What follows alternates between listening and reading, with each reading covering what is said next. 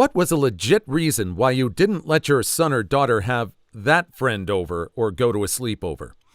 Story 1. Two different friends with moms that smoked Walter White crystals, one in 5th grade and one in 6th. They actually both lived with us at one point or another.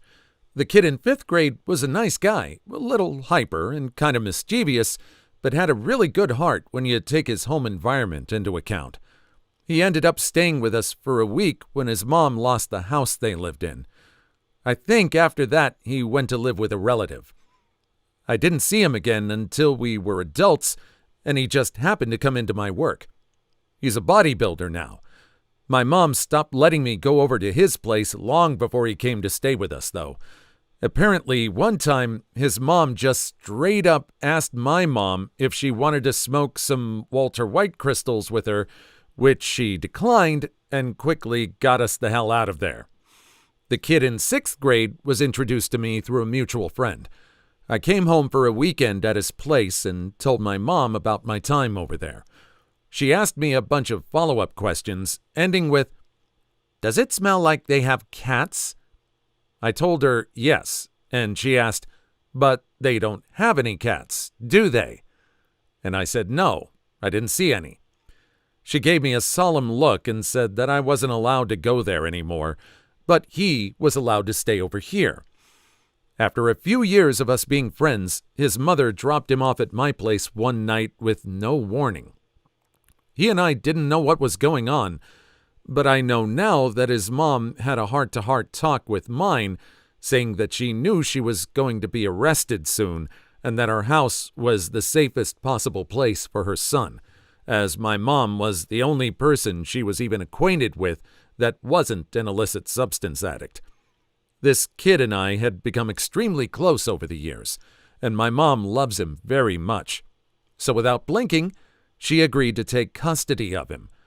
So he became my adopted brother, sort of. Flash forward, a Child Protection Services agent is at our door with a custody release form. She tells my mom that my friend's/brother's dad has been cleared to take custody. My friend wants to live with his dad more than anything, so my mom tearfully gives up custody. I see him at school a week later, and he tells me he's been put in a foster home. He was never going to his dad's at all. It took years for him to believe that Child Protection Services had deceived my mother into giving up custody, and that we didn't just give him away. It makes me want to cry thinking about him feeling like we abandoned him. He graduated high school in the foster care system and joined the Marines. I haven't seen him in 6 years. I miss my brother. That is awful. For what reason did Child Protection Services feel they had to lie to him?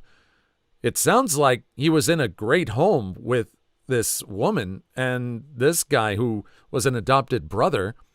Why did they get him out of there? I just don't understand it. Story 2. One of our friends has a granddaughter who was treated horribly by her parents. They ignored her and just locked her in her room. When she was young, it wasn't that bad when she came over. She would act out from time to time, but she was just so happy to be somewhere else, and you could tell. It made us feel wonderful that we could provide that, and we did so often. We tried to basically make our house a second home for her. However, as she got older, she started acting out more and more. It reached the point when she was 7 that she was stealing money from our child's piggy bank. She got into my wife's purse and stole money. We then caught her stealing toys to take home with her. She would run around saying, "Curse you! Curse Jesus!" and all sorts of different ways to say the curse word. We'd take them to the park, and she would get into literal fist-throwing fights with other kids. These sort of things started happening every time she was over. It went from, "We feel so great that we can give her a break from her troubled home life," to, "Sorry, but she can't come over anymore." And we felt awful. But she had turned into a literal terror, and nothing we tried would get out of it. The turning point was when she smacked our youngest across the head with a wooden toy, and he needed to get stitches. We tried to get CPS involved, but they basically said, as long as she's going to school, getting fed, and not being physically or intimately abused, there's nothing we can do. Last I heard, she's in prison for assault and illicit substance charges. So they just had no reason? It sounds like they had a reason to get her out of that situation. What were the actual parents doing at that time? What actually was, what kind of horrible treatment was being allowed by CPS, basically? Story 3. I am no longer allowed my son's best friend to come to our place or for him to go over to his after his best friend's mom reported us to the police as harboring a runaway. This was after the best friend had been tossed out of his mom's house and told to spend the night sleeping outside, and she'd refused our phone calls to find out what was going on. So yes, I wasn't going to let a 16-year-old spend the night in 30-degree weather with nowhere to go. Sue me. The cop showed up, said she'd reported us as harboring a runaway. We explained what was happening and got treated like dirt and told that from now on we had to have full permission from the mom. Fine. We urged my son's friend to go to the police, report to them what was happening, and left it at that. The mom tried to apologize 3 days later for being off her meds and saying it was okay for my son to go to their house and vice versa, and I politely refused and hung up while she was screaming at me. I'd always been kind of uncomfortable with the woman, and that just sealed it. They were still friends at school, but there was no more hanging out at either one's house, and I explained why, and they both agreed to the rules.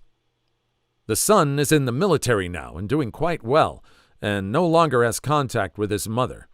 Gee, I wonder why. Sounded like a trap, vice versa.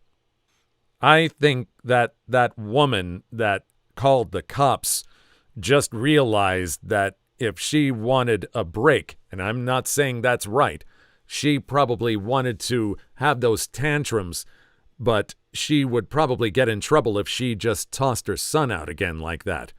I think she just realized she just ticked off the only person that would actually take her son in. Ugh. Kind of awful. Story 4. Not her parents, but my sister, who was 9 years younger than me, wouldn't accept her ex-boyfriend. Not being toxic in the whole defensive act some big brothers do, I just didn't like the guy. He was super emo, and I could just see some light in my sister going out. He was really possessive of her and whispering like freaking worm tongue in her ear all the time. Weird stuff now. Not like whispering secret little jokes, but whispering conversations. I assumed they were mocking me or my family. I ended up making a demand that he not be in the house if I was home. Not something I have ever dreamt of doing before or since. Turns out he was whispering super dark stuff about self-unaliving, self-harm, as well as subtly belittling and completely emotionally blackmailing her. She broke down and told my mom all about it. Thankfully, they broke up, but he hung around trying to contact her for ages. He was telling her that if she didn't go back to him, that he'd hurt himself, etc., etc. Took a while, but it fizzled out. She was back to herself in no time, thanks to bejesus. Fast forward 10 years, I'm on an A&E shift. I assess some poor girl who has addiction and mental health problems. She'd had a few self-unaliving attempts in the last year. Lo and behold, who's the boyfriend? The same scrawny little bollocks.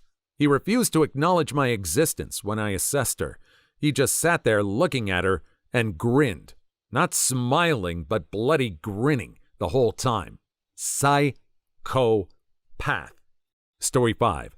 As a parent, I never had to make this decision. My child and I had coded responses with each other.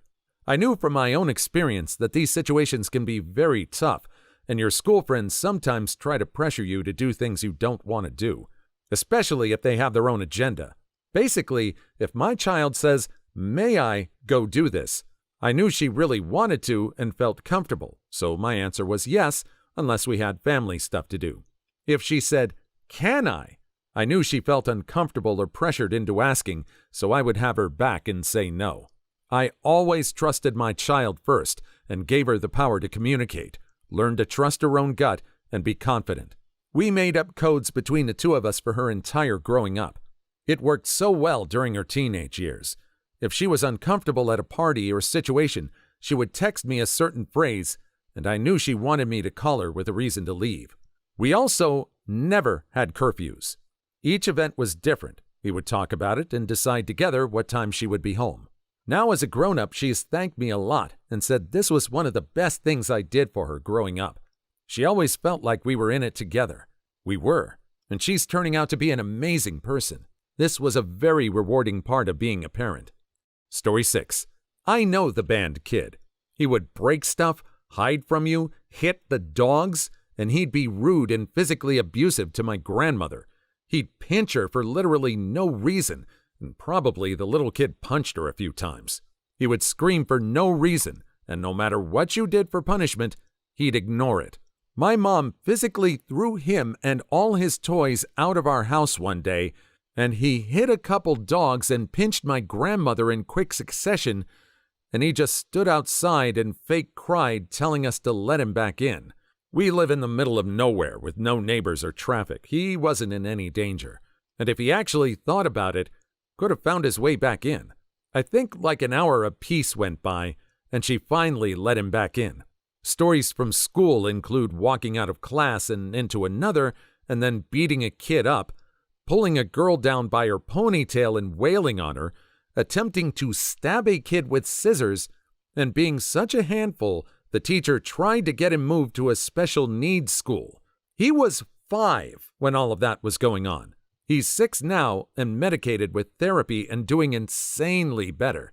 His mom is moving cross-country with him to be with her family so they can help look after him.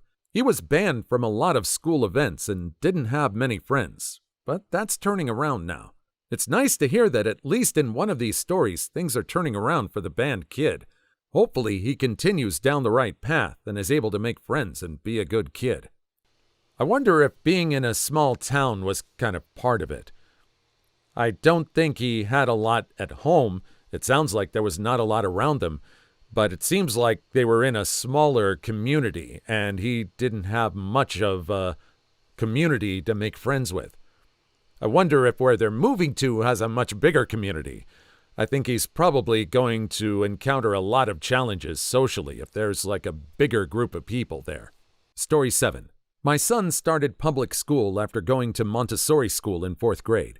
I met another mom whose son started private school the same year. My son was weird about befriending her son, and I wasn't sure why. Shortly into the friendship, the single mom started asking if her kid could sleep over every Friday. I was fine with that.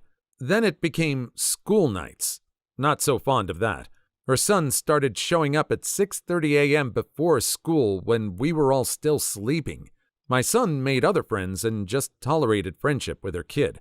We explained that his home life wasn't great and he didn't have anyone most of the time. Halfway through the following school year, the kid brought a knife to school and pulled it on my son. The school did nothing, Baltimore. So I contacted her to let her know what happened. Her response was that he was such a goof. My son was rightfully avoiding him at this point, and the mom had the audacity to contact me and ask if we could watch her son for a half a school week because she really wanted to go on spring break out of state with friends. She's in her late 30s getting a PhD in psychology. I had to tell her she and her kid were never going to be invited again. Story 8.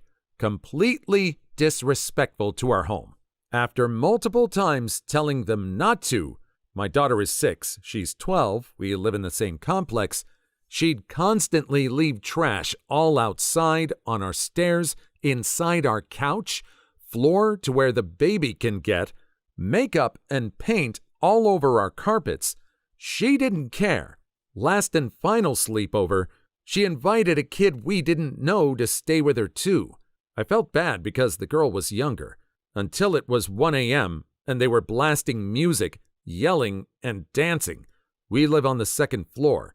Told them to go to bed. 7:30 a.m., same exact thing. She started coming over first thing in the morning, staying until late at night. I told her if she was hungry, she had to go home and eat and come back, 2 doors down, as we didn't have enough food to feed everyone. My husband has been out of work and we're really struggling. She wouldn't. Whatever snacks we had for our 3 kids were gone in a day. Come to find out, she wasn't allowed at home while her mom was at work because her 24-year-old boyfriend was at home. And she's getting boobs, so she didn't need to be home alone with him. So much wrong with that statement. But true. Just last week, the mom sent her to another state for a bit. My daughter misses her, but it's been nice not having my place full of kids. She'd bring friends all the time, all day, every single day, and eating all the food we don't have. Story 9. My daughter was 5 at the time. There was this kid, the son of a coworker. Coworker was cool. My daughter got along with this kid on the playground, so we decided to do the playdate thing. The kid couldn't handle sharing his toys, so he started biting. Biting is basically the kid equivalent of whipping your peen out at a Chuck E. Cheese, which ironically is much less of a big deal if you do it while you're still a kid. So we were out of there. Coworker apologized profusely and asked if we could have a do-over at our place. Figured, not an issue because his toys weren't in play. Nah. Then he started biting because he wanted her toys. When I was little, I became aware that biting was probably my most formidable weapon. I'm sure it's a phase we all have. I vividly remember how much more it hurt when my mother bit me. She never had to say anything before or after. Recently, my nephew had his own biting phase, until his mother bit him in the same way mine did. Stuff works. Oh, I'm not sure about that last part. I don't remember having a biting phase growing up. And even if I did, I couldn't even imagine my mom biting me in retaliation or punishment. It's kind of a little out there for me. What do you think? Story 10. It was a situation that set off my early warning senses. We were staying at the house of the daughter of my in-laws' friends. She had a 3-year-old son. My daughter was 5. They played well together, but I got some weird vibes that told me that my daughter shouldn't be crashing in the living room in a sleeping bag. I had her sleep with my wife in the guest bed while I slept on the couch. I kept a close watch on the kids the rest of the evening. The next day, as we were leaving, the 3-year-old basically tackled my daughter. He was very big, she was very small, and tried to mount and hump her on the floor. I extracted her and told him that wasn't appropriate. My daughter laughed it off as he was trying to wrestle with her. Once in the car, I told my wife under no circumstances would our daughter ever be allowed back in that house. Ever. She agreed.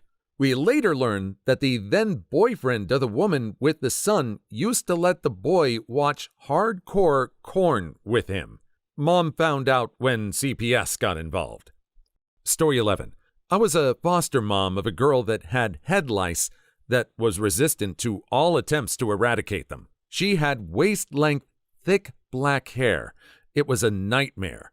I even ended up with lice eventually, and I too had long, thick, dark hair. I wouldn't let her go to sleepovers with our family kids, and it was so hard to justify that we're not just singling her out for being foster. I just was trying to be responsible and made sure the parents all knew and asked them to make excuses that would not include lice. I didn't want that horror from her past life to follow her around. I know this is crazy after the fact, but if you're ever exposed to lice in the future that are resistant to lice shampoo, use a hair dryer on high heat. The lice can't take it and die off. It also kills the eggs. Story 12. My daughter was the one excluded, so I thought I'd add it as almost like a PSA. My kid has alopecia. For those that don't know, it's an autoimmune disease that causes your immune system to treat your hair follicles as a threat. Boom. Hair loss. Hers is stress-induced, and she went completely bald, eyelashes and eyebrows too, for almost 2 years. One of her friend's parents wouldn't let her go over there because she said she didn't want my daughter to spread her disease to her kids. She said this to my kid's face. For one, that's uncalled for. She had my phone number and called me. 2, it isn't contagious. My daughter cried for days. What an absolute shrew that woman is. Where does she get the idea that alopecia is contagious? This is probably a woman that does her own research. Probably a good thing in the end that the daughter is not exposed to that mom's way of thinking. Yeah. Story 13. When I was in middle school, my friend was a bit goth and tough-looking. I was a good kid, and my parents knew it. My mom didn't want me hanging out with my friend because she thought she would be a bad influence on me. I told my mom that wouldn't happen and that I would be a good influence on her. My mom said okay. My friend was not bad in any way. She just liked goth clothes. It turned out she was a good student and she lived in a mansion and was super nice. We went to a Six Flags Fright Fest and she got me over my fear of throwing up on a roller coaster. Leslie, you were a really good friend and your dogs were super cute. I hope you're happy in life. I'm so glad this one had a happy ending. Please like and subscribe if you made it this far. I hope you'll enjoy the rest of the video and have a wonderful day. Story 14. I only found this out 15 plus years later, but no one ever came to my birthday parties as a kid in elementary school. I had an abusive family life where I would come into school with a lot of unusual bruises, and regularly I had dirty clothes and hair. I thought it was perfectly normal because that's all I knew. I was always welcome at other homes, but no one would come to mine. A friend of mine's mother told me after I had moved out and was on my own in college that she always worried about my home life and wouldn't let her daughter over because she was so concerned. It took a lot of time and therapy to come to terms with that. Not that she wouldn't let her daughter come over out of concern, but that she didn't have enough concern to say anything about me. Your last sentence resonates with me so much. It's a very specific feeling of betrayal. Story 15. My friend and her sister could sleep at our house, but my sister and I couldn't sleep at theirs. In college, I figured it out. Their house was a fire trap. Pathways between stuff like a hoarder's house. The bathtub was full of dirty water constantly. You had to move stuff just to use the toilet. The stairs to the basement, where we would have slept, covered in clothes, and only one way out of the basement. The windows were too small to crawl out of if you were larger than an average 2-year-old. Saw the inside of the house years later, and it was like a different house. They had a piano in the living room that I never seen before because it was just covered in hoarder stuff. Story 16. I was the kid in this situation. I was 10 years old, and I had a very self-obsessed friend, but it was no biggie. Until she started stealing from me, and then from my sister, and then from my parents. Each time she came, something was missing. When it was me, I blamed my sister. When it was my sister, she blamed me. We didn't really realize it was her until money that was around the house started disappearing. My mom did 1 + 1 and told me to tell her she's not allowed to be my friend anymore. I was sad about it, but it was also kind of a relief. I don't know why, but it felt very high maintenance to be friends with her. I was around 10 or 11, and I could feel like I was happier and had more freedom. Does that make sense? Story 17. The father of one of my daughter's classmates, she was only in 2nd grade, kept repeatedly telling my daughter to come spend the night over there. She told me about it, so I made sure to catch him one day, and he said in a very strange way, "Oh, she's welcome to spend the night anytime," and he wouldn't look at me. Plus, the way he looked at her just creeped me out. Mind you, he's a single father, so there's no adult in the house to monitor him. I don't even know how I would react to a grown man repeatedly asking my daughter that. I hope his kid is okay too. Story 18. Kid was on serious medication for major behavioral issues. The kid's sibling was the favorite. Parents would dump said unwanted kid at our house without medication because it was good to take a break from antipsychotics. I say unwanted kid because he'd come over on an empty stomach and left for hours after the promised pickup time, while they took the other kid out to eat and shop. They also didn't offer snacks or drinks and eventually banned reciprocal visits. It sucks that the parents were awful. Kid tried to commit self-unaliving at one point and was institutionalized where, wonder of wonders, not taking a weekend break from medication left him much more stable. Story 19. Pretty sure her dad was abusive and she picked up on that hostility. I didn't let my daughter go over, and she doesn't come over here because, despite me feeling bad for the girl, she spent her time in school with my kid telling her to not listen to the teachers and to be disruptive. 9-year-olds, if that helps to understand. Have the same situation with a neighbor. The father is drunk and abusive, and the kids have learned how to choke other kids out from seeing the father do that to their mother. They're also destructive and have no respect for other people's property. Story 20. Not a parent. I was the kid. Used to be friends with this girl that I met at sporting events around 10 times a year, and I always wanted to hang out with her and spend a lot more time with her than I was ever allowed to. She gave my parents a really off vibe, and apparently used to ask really inappropriate questions. My parents wouldn't let me go to hers at all. A month ago, she was imprisoned for unaliving her ex-fiancé by beating him up, tying him to a car, and dragging him before stabbing him multiple times and then setting his body on fire. She had help, but she was the main one. Story 21. He is destructive and has some unmedicated issues that affect his interaction with other kids. The kid doesn't play. He just upturns bins, throws things around, and breaks stuff. My son is growing out of this kid. The kid is very sheltered and doesn't have the behavioral therapy that the doctors recommend, so he is just too much for my oldest and now my second to deal with. So that means the requests for him to come over are drying up. They really have nothing in common anymore. I had to hide our Xbox anytime he came over after he broke multiple games and couldn't understand why the shattered CD wouldn't work and why we were mad. Story 22. My parents went to drop off my stuff at a friend's house because I wanted to spend the night. They walked in, and my dad said, "Nope, you're coming home."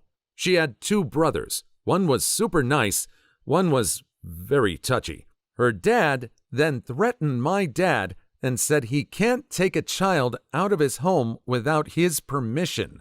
My dad, being 6'3" and a large dude, got in his face. Her dad looked like a string bean and said he was taking me home right now. My dad told me later he had a really bad gut feeling something bad would have happened if I stayed. Her touchy brother is in jail now, for what I'm not even sure. Story 23. I had a friend from school who was a year younger, so I was like 10. He was 9, and I came over to his house and played some hockey outside. Then we got bored, and we started tackling each other and rolling around on the grass. After that, we went inside and watched A Hotel for Dogs. Well, the next day, my friend comes over and says, "You can't come over anymore." I say, "Why not?" Then he said, "My mom thinks you're gay." Then, basically, the friendship perished that day. I'm 10, and I'm not gay. Like, what the hell? His mom was a police officer, too. She should have known we were playing. Story 24. My oldest kiddo has an incredibly gentle soul and is very into ballet. He had one friend come over to a sleepover that I ultimately sent home after he made fun of my son for loving ballet and then smashed ants from my son's ant farm in front of my son. I get that he was little, but man, not letting anyone make my kid cry like that and doubting how awesome he is in my house again. I don't care how much this kid's mom needs a break. Story 25. My youngest son had a friend who was very perverted, to put it lightly, around my youngest daughter. He'd stop by during the day and they, son and friend, would play video games in the basement and the friend would make a dozen trips upstairs. I didn't mind or really take notice, beside just being odd he'd step away from a game so much. Then one day I'm walking down the hallway and he's in her bedroom smelling the sheets. I think, yep, you're done. Story 26. I hated not letting the child sleep over, but that would have meant that my child would have wanted to sleep over at his house. His mother was living with a very abusive man who raised every single hair on my neck. This man taped off areas where my son's friend could walk and sit ration food, etc. I was not about to let my son be in that environment. The friend started acting out from abuse. I had already talked to the school counselor about my suspicions, and CPS was involved. It was hard to explain to a child of 8 why this friend couldn't come over. Story 27. Came over to our house and ripped my daughter's brand new JoJo poster that she was so proud of to shreds. Mother did nothing. To make it worse, my daughter tried to tape it back together. My heart was breaking. My cousin did the same thing to my sister's poster. He was and still is a douchebag and compulsive liar as well. Story 28. My daughter's best friend comes from a home where the parents are kind of a mess. Trying to explain to her why her friend can stay at our house, but she can't stay at their house without flat out saying her parents are constantly dealing with the police over domestic violence. Plus, you'd come home smelling like an ashtray and get the equivalent health benefits of smoking a few packs of cigarettes. Is a real challenge. Story 29. A relatively new male friend of my 13-year-old came over for the first time, and when I say come over, I mean climbed over a 6-foot cinder block privacy fence to surprise the 13-year-old with an engagement ring, plastic, and a plant stolen from neighbor. She was then invited on his family's vacation. She did not go. Ah, romance is truly alive and well, I see. Story 30. Growing up, there were certain friends whose house I wasn't allowed to stay at. I never knew why my dad wouldn't ever let me go to certain friends' homes until I got older. My dad was in law enforcement, so he knew which of my friends had more dubious parents. One of my really good friends in elementary school, his dad, had a pretty sketchy history, and it turned out later his dad kidnapped someone and led the police on a wild chase in another state. Good old dad is just keeping me safe. Story 31. I love sleepovers and had nothing but positive experiences with them as a kid all through the 90s. My wife, however, did not. She had very bad experiences, and her mistrust of sleepovers only intensified when her nephew was found out to have physically violated all of his female cousins over the course of who knows how long. So she says our kids will never have sleepovers because she has only ever seen the bad side of them. And I can't really think of a valid argument to counteract that, nor do I really want to try at this point. Story 32. This didn't happen to me, but one time my cousins, 8 and 10 years old, wanted to have this older kid, just turned 18, over from their church to spend the night. The guy wasn't really weird at all and seemed nice, and I'd hung out with him a lot, but their mom just didn't feel right about it and said no. About 2 years later, it came out that he had been physically violating kids at another church he was going to and had gotten arrested. Crazy stuff. Story 33. Kid has severe behavior issues and is super violent and destructive. The one and only time he came to our house, he threw all of my daughter's underwear around the room to embarrass her. The worst incident happened at school, though, when he tried to choke her out. They were 5 years old at the time. I feel bad for the kid and all, and I know his mom is doing everything she can to help him, but I just can't allow that kind of behavior around my kids and in my home. Story 34. My kid is not allowed to go to his friend's house down the street. Too much police activity there, including a friend of that family arrested for selling illicit substances from there while visiting. Nope. I've told him it's not a safe house, and his friend can come here, but he can't go there. There are other reasons why I don't trust their judgment, but I figure the illicit substances stuff is enough, right? Story 35. Dad is a chain smoker and smokes in the house. We'll have my daughter's friend stay over, but we'll find an excuse to have her take a shower early on. Go to the park, swimming, etc. Our daughter can't stay there overnight, and even if she's there for a few hours, she showers and changes clothes as soon as she gets home. Story 36. Not bad, and he could stay over. My brother was in the closet, but my parents knew, and he wanted his friend to spend the night. My parents said yes, but they had to sleep in the living room. He then got ticked off, and it didn't happen. Story 37. The violence. This kid was just violent to the bone. A kid tries to do anything with this kid, And a moment later, they're either in a headlock or crying on the floor with bruises under their shirt. I found out a few months ago he got put into juvie. Don't think he's far from a prison sentence after he steps out. Story 38. He was a little kleptomaniac. He came over exactly 3 times to hang out. Each time something would go missing. No more visits. Found out recently he was recently charged with embezzlement at the company he used to work for. Story 39. He was a complete butthole with no respect for adults. Breaking point was when he put bleach in a spray bottle and chased our 5-year-old around spraying him. His mother apologized, but never again. Story 40. I had a gut feeling that something was just off about a young man that my son was friends with, but couldn't put my finger on it. I refused to let him stay over because of that gut feeling. Years later, it came out that he assaulted a mutual female friend in her sleep. Story 41. Sheesh, these are sad. My mom wouldn't let me stay at a friend's house when I was a kid because she didn't like how messy their house was. Story 42. The kid that wanted to come over has been over once before, and he shattered a window when he got mad, then ran to his house 3 blocks away. Story 43. I wasn't allowed to go to sleepovers anymore after my cousin's best friend unalived him at theirs. Please leave your story in the comments. I would love to make a video on them in the future. Also, don't forget to like and subscribe.